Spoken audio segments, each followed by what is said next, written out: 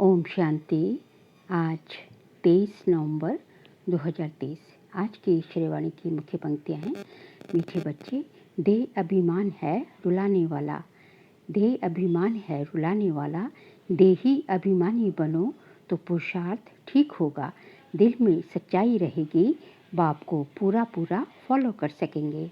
प्रश्न है, किसी भी परिस्थिति व आपदा में स्थिति निर्भय व एक रस कब रह सकती है? उत्तर है, जब ड्रामा के ज्ञान में पूरा निश्चय हो। कोई भी आफत सामने आई तो कहेंगे ये ड्रामा में था, कल पहले भी इसे पार किया था, इसमें डरने की बात ही नहीं। परंतु बच्चों को महावीर बनना है, जो बाप के पूरे मददगार सपूत बच्चे हैं, बाबा के दिल पर चढ़े हुए हैं। ऐसे बच्चे ही सदा स्थिर रहते, अवस्था एक रस रहती। गीत है, वो दूर के मुसाफिर हमको भी साथ ले ले। ओम शांति। जब विनाश का समय होता है तो कुछ बच तो जाते ही हैं। राम की सेना या रावण की सेना दोनों से जरूर बचते हैं। तो रावण की सेना चिल्लाती है, एक तो हम साथ नहीं गए, और फिर पिछाड़ी में बहुत तकलीफ होती है, क्योंकि त्राही त्राही बहुत होती है। तुम बच्चों में भी अनन्य जो हैं वही लायक होंगे विनाश देखने के, वही हिम्मत वाले होंगे। जैसे अंगद के लिए बतलाते हैं कि वे स्थिर रहना, विनाश सिवाय तुम बच्चों के और कोई देख ना सके। त्राही त्राही ऐसी होती है जैसे ऑपरेशन होने के समय कोई खड़े नहीं हो सकते। ये तुम सामने देखते रहेंगे, हाहाकार होता रहेगा। जो अच्छे अनन्य बच्चे हैं, बाबा के मददगार सपूत बच्चे हैं, वह दिल पर चढ़े हुए हैं। हनुमान कोई एक नहीं था, सब हनुमान महावीरों की ही माला है। रुद्राक्ष माला होती है ना, रुद्र भगवान की भी जो माला है उसका नाम ही है रुद्रमाला। रुद्राक्ष एक बहुत कीमती बीज होता है। रुद्राक्ष में भी कोई रियल तो कोई आर्टिफिशियल होते हैं। वही माला 100 रुपये की भी मिलेगी तो वही माला 2 रुपये की भी मिल जाती है। हर एक चीज़ ऐसी है, बाप हीरे जैसा बनाते हैं, उसकी भेंट में सब आर्टिफिशियल ठहरे। सच परमात्मा के आगे सब झूठे वर्थ नोटे पैनी हैं। एक कहावत है ना, सूर्य के आगे अंधेरा कभी छिप नहीं सकता। अब ये है ज्ञान सूर्य, उनके आगे अज्ञान कभी छिप नहीं सकता। तुमको सच्चे बाप द्वारा सच मिल रहा है। तुम जानती हो, सच्चे ईश्वर बाप के लिए मनुष्य जो बोलते हैं वे झूठ बोलते हैं। अभी तुम समझते हो गीता का भगवान शिव है ना, कि देवी गुणों वाला देवता श्री कृष्ण। अभी है संगम युग, फिर सतयुग जरूर होगा। श्री कृष्ण की आत्मा अभी ज्ञान ले रही है, मनुष्य फिर समझते हैं ज्ञान दे रही है। कितना फर्क हो गया है। वह बाप वह बच्चा, बाप को एकदम गुम कर दिया है और बच्चे का नाम डाल दिया है। गीता में बच्चे का नाम अर्थात कृष्ण का नाम डाल दिया है, शिव का नाम गुम कर दिया है।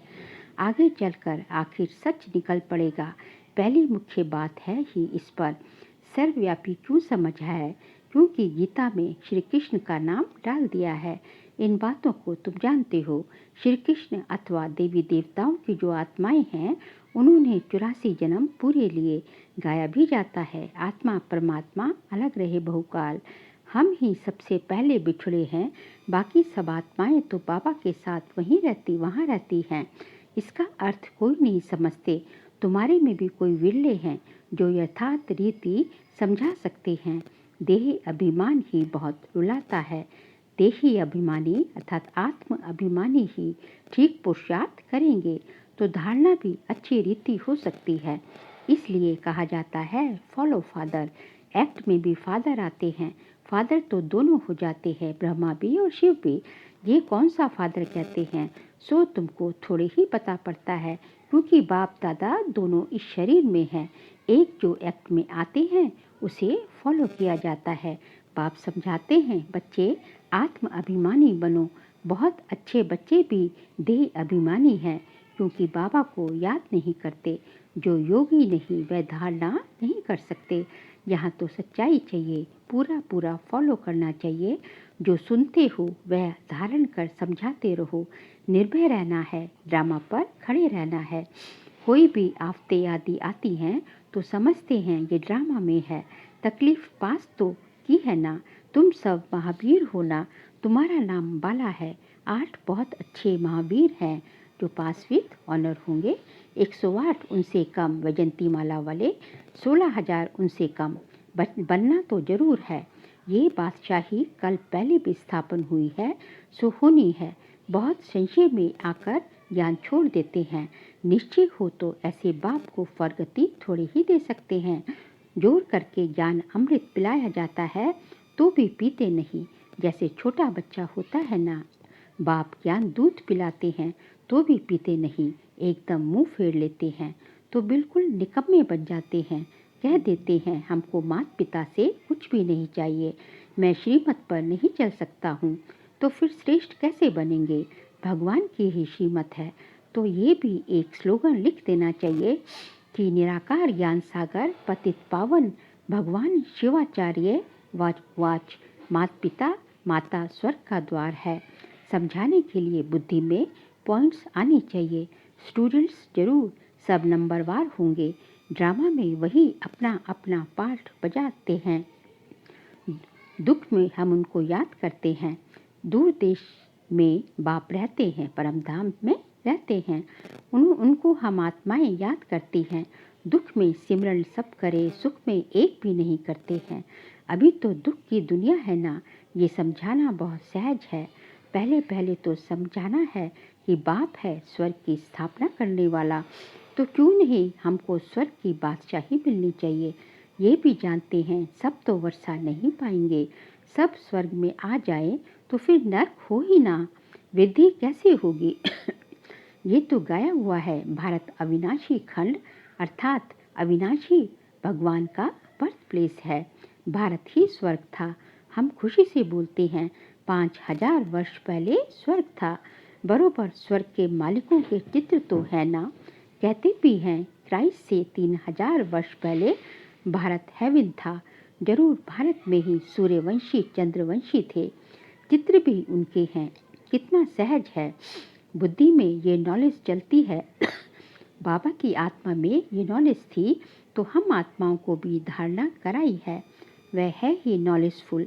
फिर कहते भी हैं इस प्रजापिता ब्रह्मा द्वारा राजयोग सिखलाता हूँ, जिससे वह राजाओं का राजा बन जाते हैं। फिर ये नॉलेज प्रायलोप हो जाएगी। अब ज्ञान फिर से तुमको मिल रहा है, तो अब तुम बच्चों को चैलेंज देनी है। इसमें बड़ी अच्छी फर्स्ट क्लास बुद्धि चाहिए।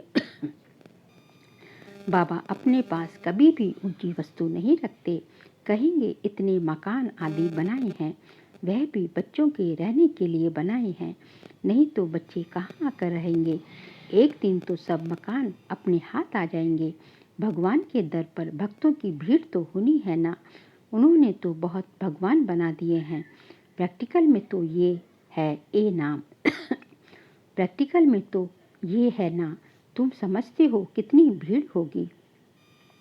दुनिया में तो बहुत अंधश्रद्धा है। मेले लगते हैं तो कितनी भीड़ हो जाती है। कभी कभी तो आपस में लड़ पड़ते हैं। भीड़ में फिर कितने मर पड़ते हैं। बहुत नुकसान हो जाता है। तो ये स्वदर्शन चक्र बहुत अच्छा है। स्लोगन भी जरूर लिख देना चाहिए। पिछाड़ी में माताओं के आगे सभी को झुकना है। शक्तियों के ऐसे चित्र बनाते हैं। बाप बच्चों के लिए ज्ञान बारूद बनवाते हैं। कहते हैं सिद्ध करो, वह तो सहज है। भक्त भगवान को याद करते हैं। साधु साधना करते हैं। भगवान से मिलने के लिए गॉड को फादर कहा जाता है। बरोबर हम उनकी संतान ठहरे। ब्रदरहुड कहते हैं ना, हिंदू चीनी भाई भाई, तो बाप एक हुआ ना। जिस्मानी रूप में फिर बहन भाई हो जाते हैं। विकारी दृष्टि हो न सके, ये युक्ति है पवित्र रहने की। बाप भी कहते हैं काम महाशत्रु है, परंतु जब कोई समझे मुख्य एक बात है, भगवान सबका बाप है। बाप स्वर्ग की स्थापना करने वाला है, तो जरूर बाप से वर्षा मिलना चाहिए। वर्षा था अब गवाया है। ये सुख दुख का खेल है, ये अच्छी रीति से समझाना चाहिए। अच्छा मीठे मीठे सिखलते बच्चों प्रति माता पिता बाप दादा का याद प्यार और गुड मॉर्निंग। रूहानी बाप की रूहानी बच्चों को नमस्ते। हम रूहानी बच्चों की रूहानी बाप दादा को नमस्ते, नमस्ते, नमस्ते। सार के लिए पॉइंट्स हैं। सच्चाई को धारण कर बाप की हर एक को फॉलो करना है। ज्ञान अमृत पीना और पिलाना है। निर्भय बनना है। हम भगवान के बच्चे आपस में भाई भाई हैं। इस स्मृति से अपनी दृष्टि वृत्ति को पवित्र बनाना है। आज का बाबा का वरदान है, हर एक की विशेषता को देखते उन्हें सेवा में लगाने वाले दुआओं के पात्र भव। हर एक की विशेषता को देखते उन्हें सेवा में लगाने वाले दुआओं के पात्र भव। जैसे बाप दादा का हर एक बच्चे की विशेषता से प्यार है और हर एक में कोई ना कोई विशेषता है, इसलिए सबसे प्यार है। तो आप भी हर एक की विशेषता को देखो। जैसे हंस रत्न चुगता है, पत्थर नहीं, ऐसे आप होली हंस हो। आपका काम है हर एक की विशेषता को देखना और उसकी विशेषता को सेवा में लगाना। उन्हें विशेषता के उमंग में लाकर उन द्वारा उनकी विशेषता सेवा में लगाओ, तो उनकी दुआएं आपको मिलेंगी और वह जो सेवा करेगा उसका शेयर भी आपको मिलेगा। स्लोगन है, बाप दादा के साथ ऐसे कंबाइन रहो जो आप द्वारा दूसरों को बाप की याद आ जाए। अब आगे जय मातेश्वरी जी के मधुर महावाक्य हैं। तमोगुणी माया का विस्तार। सतोगुणी रजोगुणी तमोगुणी, ये 3 शब्द कहते हैं। इसको यथार्थ समझना जरूरी है। मनुष्य समझते हैं ये तीनों गुण इकट्ठे चलते रहते हैं, परंतु विवेक क्या कहता है? क्या ये तीनों गुण इकट्ठे चले आते हैं? वह तीनों गुणों का पाठ अलग अलग युग में होता है। विवेक तो ऐसे ही कहता है कि ये तीनों गुण इकट्ठे नहीं चलते। जब सतयुग है तो सतोगुण है, द्वापर है तो रजोगुण है और कलयुग है तो तमोगुण है।